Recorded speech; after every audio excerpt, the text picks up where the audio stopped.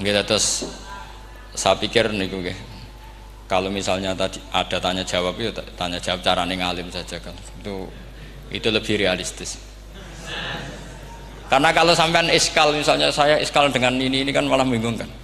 Kalau kamu terkenal pinter iskal kita gobloke. Nah wis pinter kok iskal itu jadi saya niru ilmunya Abu Nawas. Abu Nawas tidak bisa pidato. Nggak bisa pidato, suatu saat dipaksa pidato sama khalifah itu. Hei para hadirin, kamu pinter apa goblok?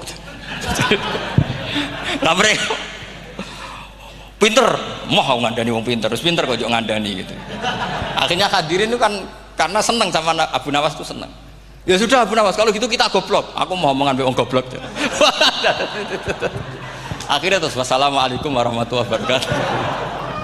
Jadi itu Abu Nawas juga bisa pidato, tapi dia tahu saja caranya menyelesaikan masalah.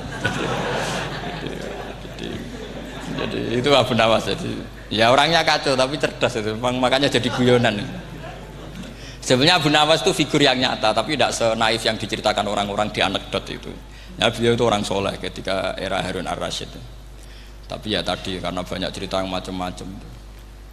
Ya, Abu Nawas itu makanya ini cerita anekdot. Jadi riwayatnya agak jelas tapi lucunya jelas itu. Jadi itu. Dia itu mangkel punya tetangga profesor ahli astronomi. Adiknya itu mau iso omong tok.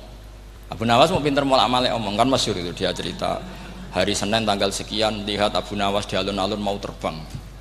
Orang lihat semua itu Abu Nawas itu ya sudah di podium ya hanya gitu-gitu tok. Kok nggak mau terbang-terbang? Ya mau itu ya tidak. Wassalamualaikum warahmatullahi wabarakatuh. Yang bilang Abu Nawas terbang siapa? Abu Nawas mau terbang. Yang namanya mau itu ya tidak.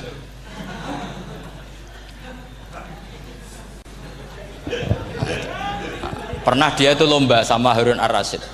Siapa paling banyak pengunjung rumahnya di alun-alun. Harun ar-Rasyid bikin khemah, dia bikin khemah. Tentu cerita ini bohong, yakini ini bohong. Makanya ini bohong tenang.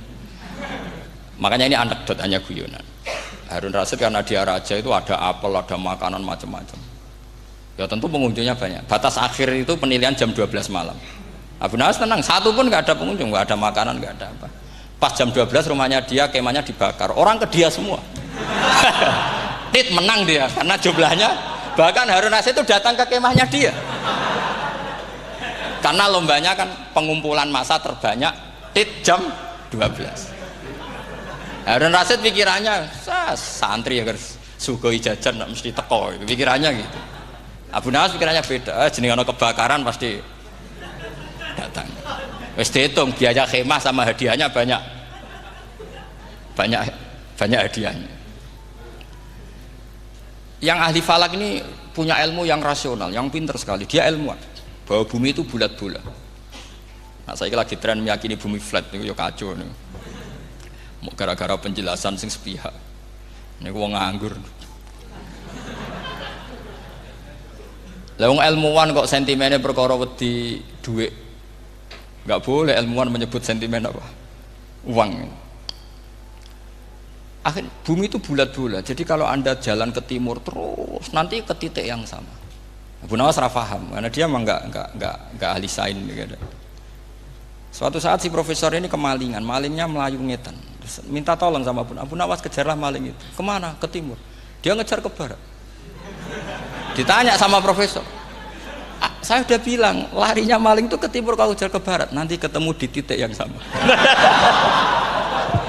Jadi, akhirnya profesornya ngerti, oh ngenyek tuh. Jadi, nah khawatir saya nanti kalau santri-santri tidak pinter ilmu, terus pilihannya ilmu kayak Abu Nawas, jalan pintas tadi. Karena belajar falak jelimet, belajar faraid apa? Jelimet ada aul, ada roh, terus semua ada masalah yang ruwet-ruwet terus.